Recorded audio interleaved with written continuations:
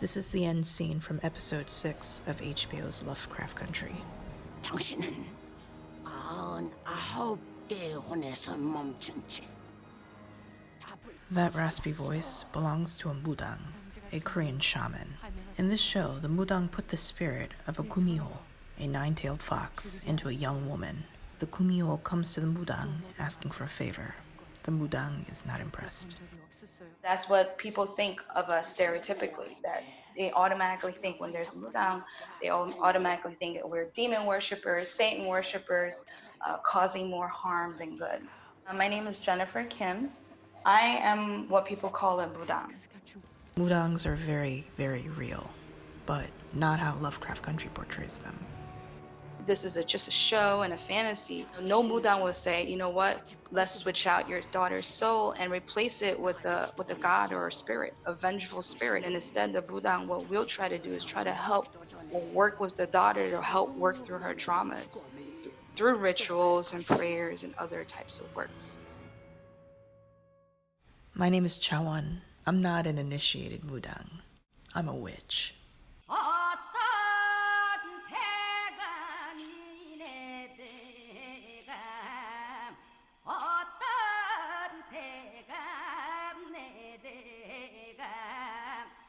After centuries of being outcasts in society, Mudangs are now mainstream in Korea. However, so many in the Korean diaspora, including Korean adoptees, may have never heard of Korean shamanism.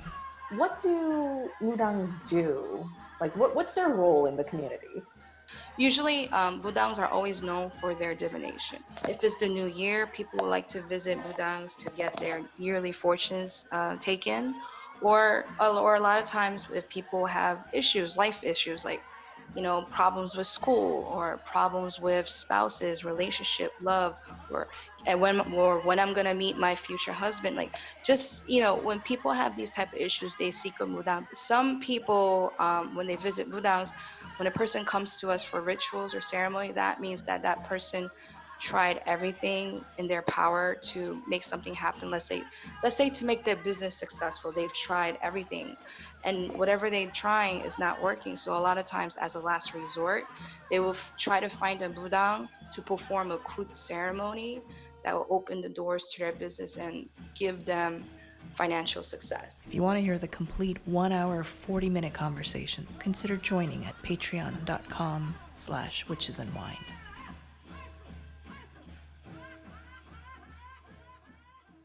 Mudang is, by definition, we are the middleman between the spirit world and the human world, but each Mudang and the spirit they serve is very personal and very different. You know, Mudangs are mostly women because I think it has I think it has a lot to do with Confucian values and beliefs, because during the Joseon Dynasty, it was seen as the women's religion, you know, and being emotional, when being emotional was considered such a woman thing to do, and part of our folk culture has to deal with raw emotions. So a lot of times, you know, like, this was heavily looked down upon.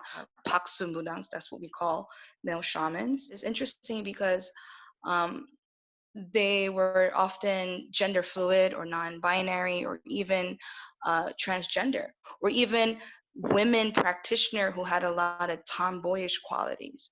You know, it was very common for Budangs to have both masculine and feminine energy. I grew up as a tomboy. If people ask me how I identify as a tomboy because that's the way I grew up. When I was younger, there was a point in my time in life where my mom cut my hair and dressed me up as a boy when I was in grade school. You mentioned something so interesting to me before, which was that because of the way that Flushing, Queens is, there is also a large Russian community. Yes. And so there are clients that you have who are used to, let's say, the Siberian shamans. Yeah. They will, because there's fewer Siberian shamans in America, they will actually turn to Korean shamans. It's very similar. It's going to be some similarities, like, to the natives, especially towards the Inuit natives, because, or even similar to maybe is it the Sami people? I'm not quite sure on the pronunciation. The Sami people of, let's say, Finland and Scandinavia and places like that. So kind of like more colder weather, northern Yes. hemisphere Yes. indigenous practices. Yes. Because with the northern practice, there's more of a prominence of like a bear cult, where the bear animal is very important to the folk practices of these different indigenous cultures. There was a point where, when I was searching for a Korean Mudang to become my teacher, there was a point in my life where I told myself, if I can't find a Korean shaman, I was gonna go to Mongolia. A lot of Mongolian culture is integrated within our culture as well. A long time ago in the ancient kingdoms, shamanism flourished. Most of the kings or even queens, they all practiced different forms of shamanism that was very specific to their region or their tribe. Everything changed in the 4th century. Mudangs have a very long history of being oppressed. We were considered the lowest of low. We were considered the, like, in the Indian caste system was similar to the untouchables, which like they're the lowest class. That's what we were. We were considered the lowest class within society. Buddhism was devastating to the indigenous practice. People have this image of Buddhists as being super non-judgmental and super open. Buddhism has been very forceful, where they've taken a lot away from Korean shamans and Budangs and Muism. And every sacred mountain in Korea is now occupied by a Buddhist temple. Buddhism took a lot of our indigenous gods and spirits and blended it in to make it a little bit more familiar to the Korean people. So in a lot of ways, the Buddhists, they colonized. Oh, absolutely. When Buddhism first arrived in Korea, most of the monks that were trying to promote Buddhism were kujis, were wanderers, were beggars. My spirit mom says that Buddhism was built on the backs of Buddhas. Things only became worse when a westernized imperial Japan colonized Korea. During the occupation, that's when, especially with the Japanese occupation, that's when there was a lot of more initiatives from the Japanese to demolish our folk practice, and instead they require, where a lot of our sacred shrines were, or a lot of sacred places, those places were demolished, and instead they would have a Shinto shrine. Japanese were trying to promote Shinto as to replace our folk religion, because Shinto was seen as superior, where Shinto was seen as more elegant and refined, whereas our Korean shamanic practices were seen as vulgar, savage. We were considered backwards and disgusting and uneducated. Koreans resisted Japanese colonization, and Christian missionaries from the West were allies to Korean independence. Christian missionaries also founded many universities. Westernized, Christianized Koreans, they became and still are the ruling elite in Korea. And the Korean government has done everything they can to suppress and silence Mudangs and Mugyo. Whether you're in Korea or whether you're a Korean diaspora outside of Korea, their church is seen as like the religion of like the elite, so to speak. For Koreans, people who have money, people who run businesses, they all congregate to churches because that's where they find financial sponsorship. Not only that, but there's tons of Korean Budangs who are born in Korea, lived in Korea, doesn't know anything about our folk shamanic practices, because they themselves grew up in a very Christian household, even in Korea, and were taught that Budangs were the spawns of the devil or demon worshippers and things of that nature.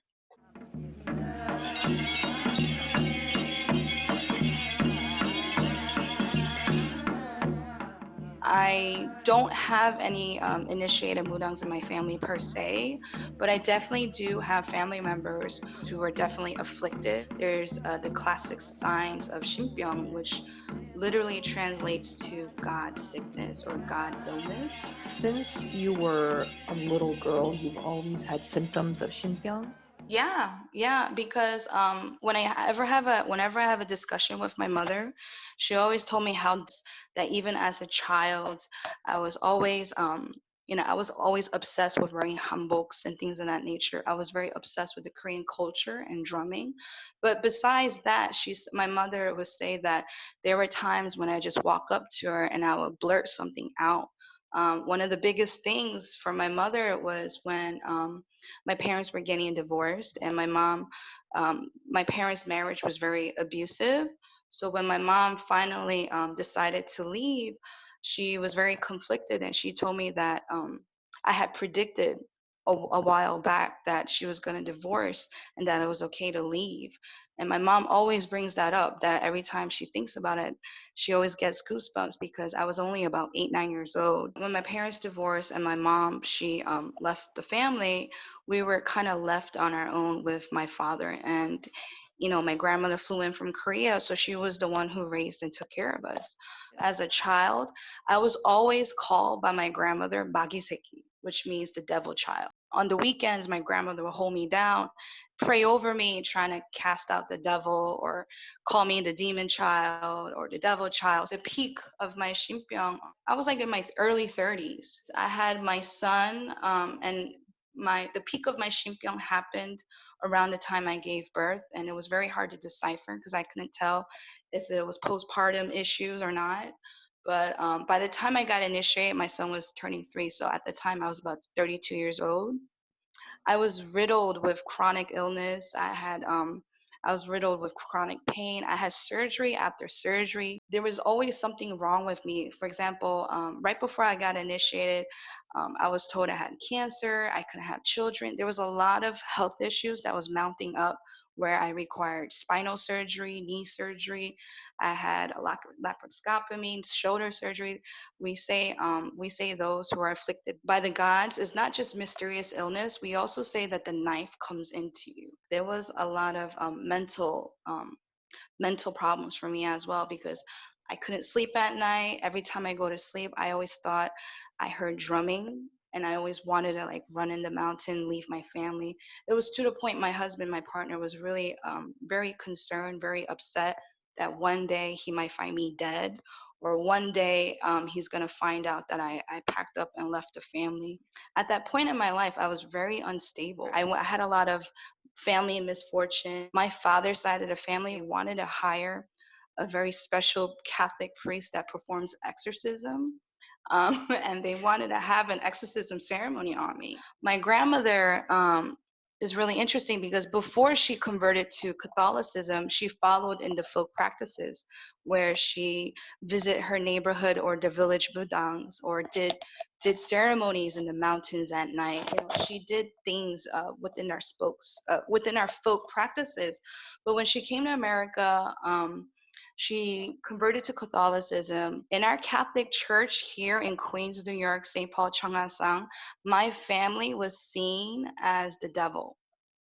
We were also outcast in part of our congregation because my grandmother, whenever there was mass, my grandmother would say that she's afflicted by the Holy Spirit. She would start speaking in tongues. She became very disruptive during the mass whenever the priest was performing. So our family wasn't allowed to come back in because we were seen like, I guess, the devil, like this family is very disturbed, or the devil's in us, and things of How that nature. ironic, because isn't it their job to save families like that? So growing up, I was a very dedicated Catholic. I used to read the Bible, learn the prayers in Korean and English, hoping that I could impress, my fellow peers and be more accepted. But instead, that also, made me look weird. Like looking back now is kind of interesting because it seems like a very power play between male and female, because usually the priest being a male and my grandmother being female, my grandmother will always go up by the altar of the priest. Looking back, it kind of almost looked like she was doing kut because she was always like jumping up and down, hands up in the air, And kut is what mudangs do. It's the ceremony that mudangs do. Yeah, those are the very grand ceremonies that we do when all else fails. That's like the last resort, which is a big ceremony, which we call kut. This is a thing that I think so many people don't realize. Even though it sounds cool to be chosen by the spirits, they fuck you up. They are not nice. I don't know why people have a very idealized fantasy about the spirits. Chenshin are spirits and the gods of the natural world, of the heavenly world. They don't care about you because there will be another Mudang behind me. And if that person fails, then there will be another Mudang somewhere down the line. So we say in our culture that Chenshin is very ninjungye, is very cold. And this is not even something that I chose. This is something I really feel that I was forced to do because at the time when I met my spirit mother and at the time when I became initiated, I believed that if I didn't do this, I was either going to die or commit suicide, or I really believed that I wasn't going to live much longer if this didn't happen. And at that time, I was really desperate, really desperate. I was an embarrassment to the family that I became a Budang.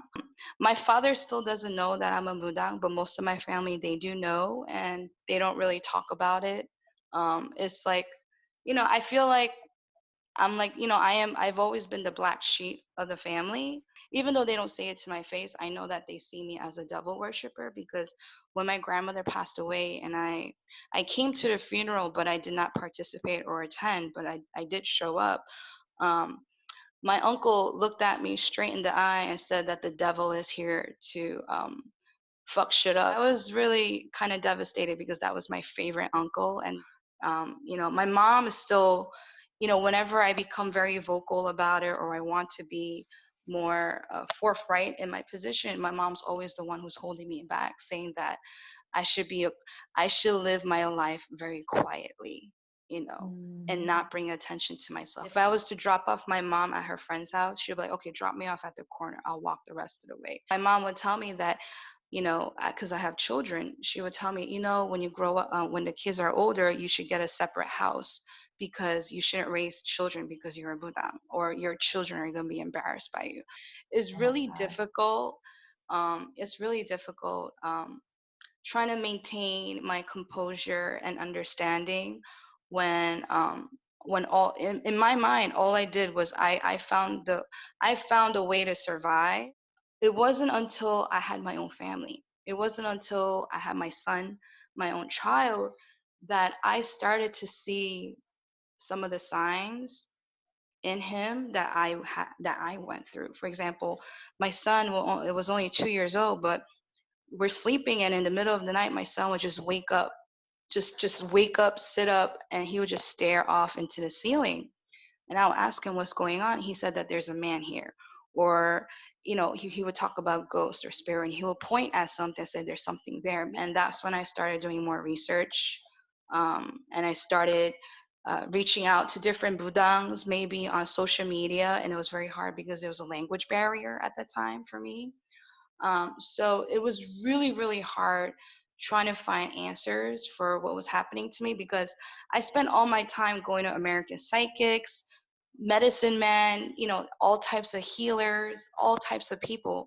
And I've gone to so many types of people to get answers, but often American psychics always tells me that they explain it like I have a curse in my family, and that I need to give them $500 to do a ritual or things of that nature. So, and I was at the brink of, wanting to die.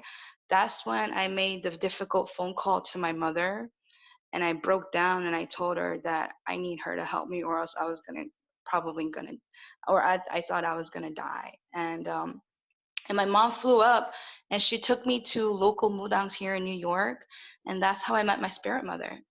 The minute I walked into her house, um, my body just started, like, I just started shaking like uncontrollably. It was, I don't know where it was coming from, but it was all this emotion being released at once, and it was almost as if my body couldn't handle it. um this is, she was a stranger at that time, and I just walk into a stranger's home and all of a sudden I started shaking, trembling, like almost as if I was having a seizure. It was, and I was uncontrollably crying. um the minute I stepped into her temple. I have Shinki, which is the energy of the gods in me. But also I had Shinpyeong, Chosangpyeong. Shinpyeong is the god sickness. Mhm. 조상병 is your ancestral sickness. Um, she was saying also Shimbaram means the winds of the gods. So that means it's the influence of the spirits, like just like the wind could blow a tree back and forth, that the winds of the gods was affecting me. But then you got this confirmation from your spirit Yes. mom. Hmm. And like a lot of other initiated traditions, so you have a spirit mom who's sort of like your mentor teacher. What was that like? Well, as soon as I met her, I was like, "Oh my God, I finally found her, and I'm not gonna let her go." And like my spirit mom at that time before my initiation, my spirit mom refers to me as a kishin, that I was a ghost. She Mm. was like I was like a walking dead person. Um, but once I knew that I wanted to be part of my spirit mom's lineage, and I thought that that I felt that she was my teacher. I visited her every single day at 8 o'clock, 9 o'clock, ding dong. I was at her doorstep, day or night, rain or shine. I was always there, you What know. is initiation, by the way? So initiation, we call it the neringgut or shinkut. You know, nering means nering means something that comes down. So and Shinkut means the god's ceremony. Both refers to the gods coming down or you getting initiated by the gods. We say that we got married to the gods. So to a Mudang, this is a very important day, where this is a day that we die as a human and get reborn as a spiritual tool, so to speak, because we are a tool of the gods and our spirits. You can't practice our folk religion or our shamanism without our ancestors. Being in connection, connected to our ancestors and working with our ancestors is what helps maintain a healthy spiritual practice. Initiation is traditionally it requires 3 days. Nowadays, there's a lot of budangs, right? There's a lot of modernizing of our rituals, but I strongly believe, and based on my experience, for a proper initiation, it requires 3 full days, and not a 4 hour ceremony or a 1 hour ceremony that they do nowadays. Because I've seen a lot of things that went wrong before, during, and after initiation, when when things are messed with when they shouldn't be. All day, like all Yeah. those 3 days, you're doing things, and it's you can't tell us everything. These are kind of secret, but I'm guessing they put you through like not the most pleasant things. Like they're physically hard, mentally hard. Yeah. It's kind of a lot Absolutely. of pressure for 3 days. During my initiation, it was one of the most physically hardest thing I had to do because um, when we're receiving the spirits, we do a lot of jumping. There's a lot of jumping up and down, which is very similar to the initiation ceremony of Mongolia and Siberians. Um, there requires a lot of jumping, so it is you literally jumping up and down for 3 days, day and night, nonstop. By then you have to like tap into a different source of energy to continue your ceremony. It's not like you spent like 6 months training by going on the treadmill every day for the No, jumping. no, no. But literally before my initiation, I was in chronic pain. So I had gained so much weight. I was very unhealthy. I had knee issues. I literally had knee surgery, right? Like a Oh my few months God. before my initiation. I also had spine surgery a few months before my initiation, and then that with that type of health conditions and health issues, I somehow survived 3 days of jumping up and down, 3 days and nights of jumping up and down. I really feel that I died and was reborn again. That's how I really, really do feel.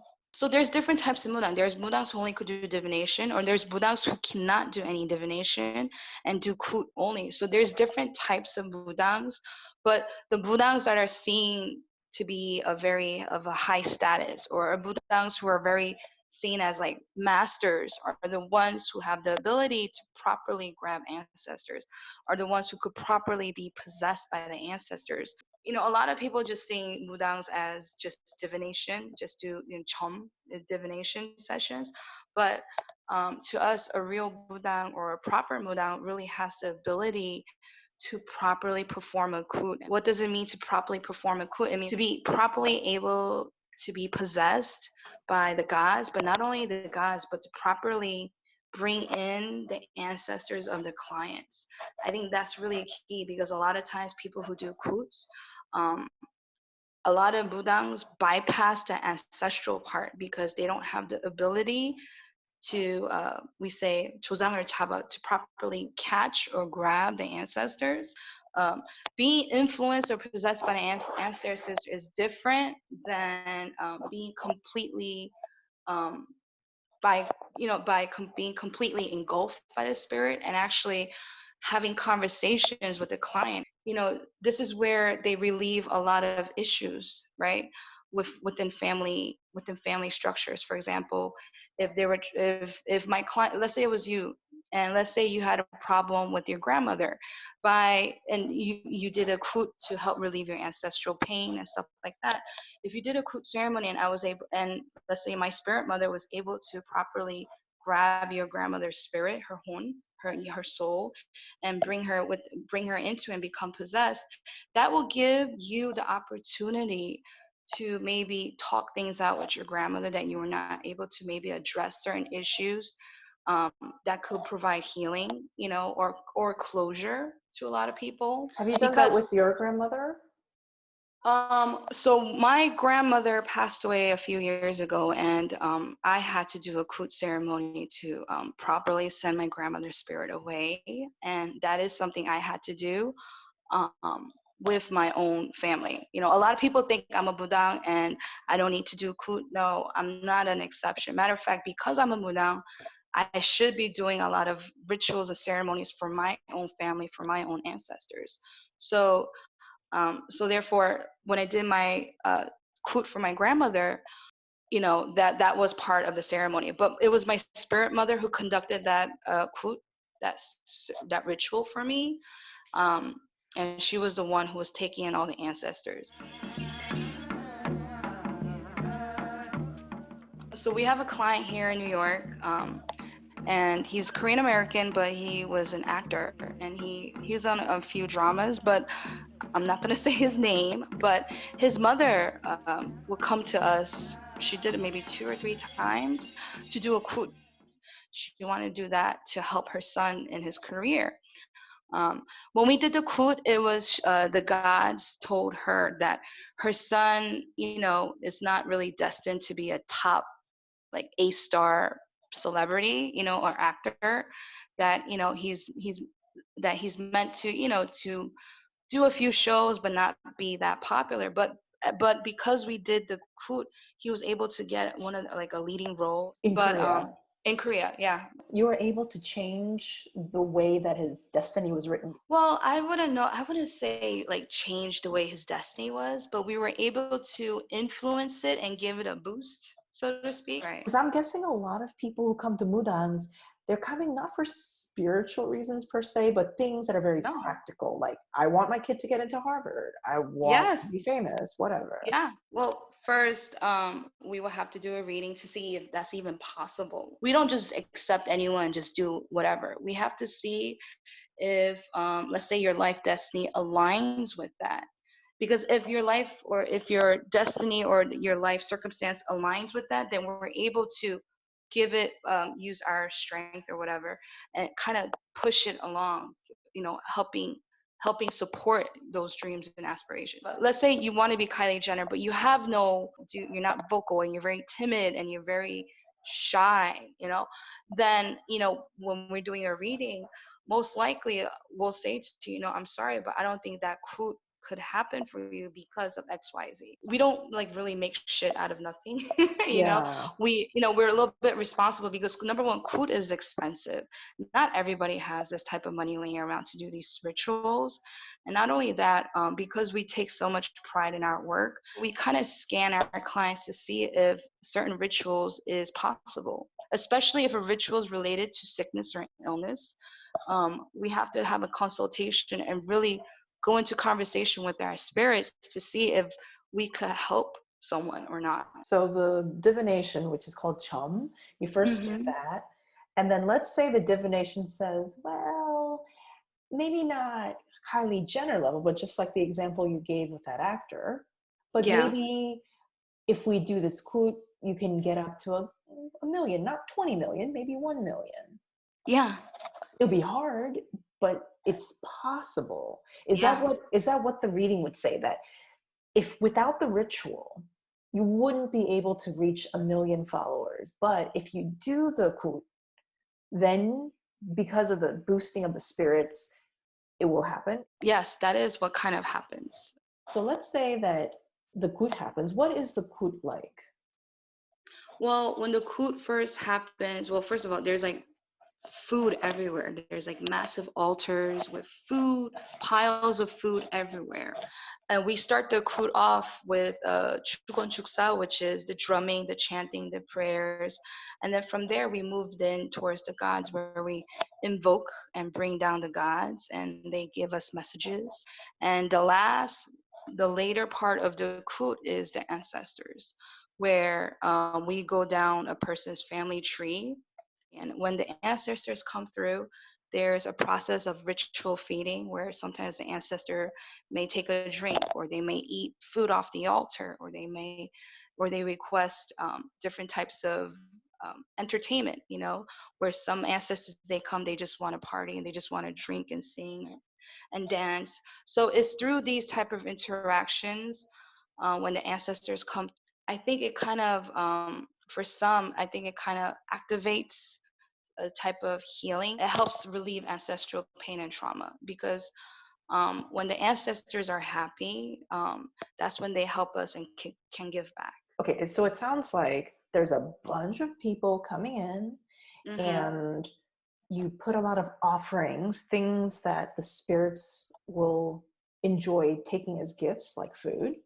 Yes. And you're basically bringing in all the spirits down and kind of asking them to, Yeah. hey, can you make things easier for this person? Can you help this person gain extra followers? Can you help this person become a lead actor in a series? Like you're directly petitioning the Yes. spirits. I have a lot of changuns in my lineage, a lot of male gods or male deities that are generals and warlords in my pantheons. And I think that has to do with a lot of the male or the masculine energy that I emit or I give off to people when they meet me. I even have female changuns in my pantheon. So I even have like female warlords in my pantheon. So there's a lot of aggression.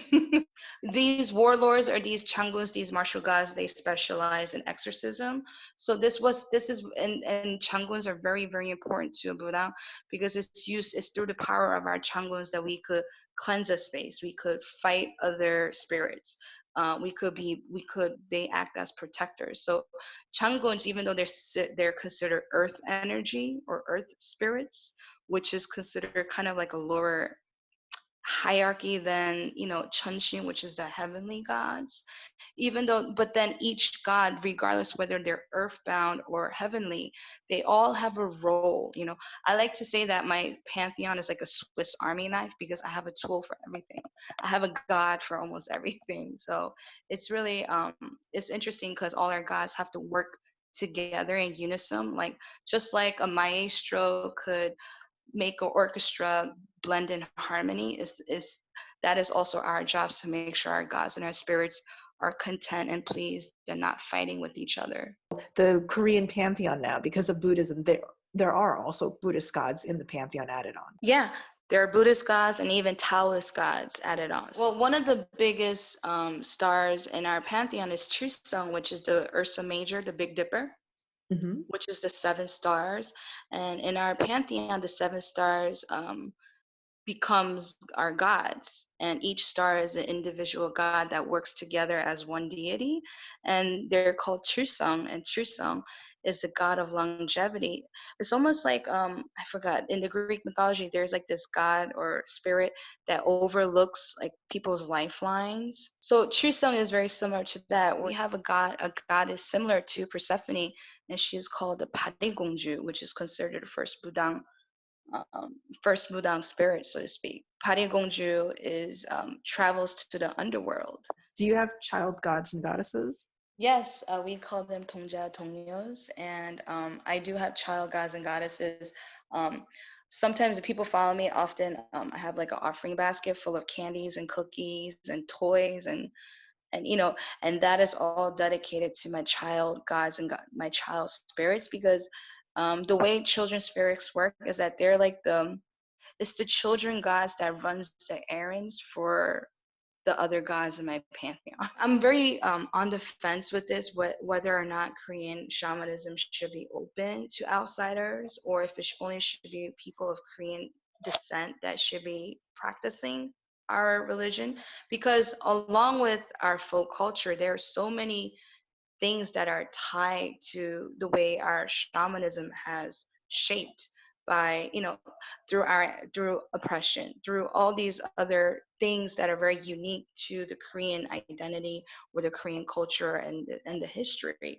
It's not an easy answer, because I do know I have a friend. Her name is Andrea, and I think she's very. Most people know about her because she is the spirit daughter of King Ha, and she was in the documentary called The Mansion. And Andrea and we became actually really good friends. And at first, I kind of looked down on her because she was an outsider, because she was a German woman of European descent. But as I got to know Andrea, and as we have more discussion, I get to know her, I find her very inspiring because she is an outsider, but the way she tries to preserve our culture, our tradition, she puts a lot more effort in trying to do things right than I've seen other Korean diaspora mudangs do. I've seen other Korean mudangs or Korean diaspora mudangs appropriate our own culture, So I think when I saw Andrea really putting in a lot of effort to maintain our culture properly, I give her a tremendous amount of respect. I know Korean people, or even who are non-Koreans who work with gods, put in prayers and put in work, and things happen for them when they work with the god. So I can't say no. I think it depends. If you know and respect the origins, the legends, and you bring that respectful attitude, you could probably work with the gods and the goddesses Yeah. of the Korean pantheon. Yeah, I think it has to do with it's all about respecting, because these gods and goddesses are ancient. They're used to being venerated a certain way, or being worked within a certain way. And if anyone who wants to work with these gods and spirits, I think they have to do some research on how certain things are conducted that is respectful to the origin of the gods and their stories and how they work. I think as long as people are mindful of and being respectful, I don't think it's a bad thing.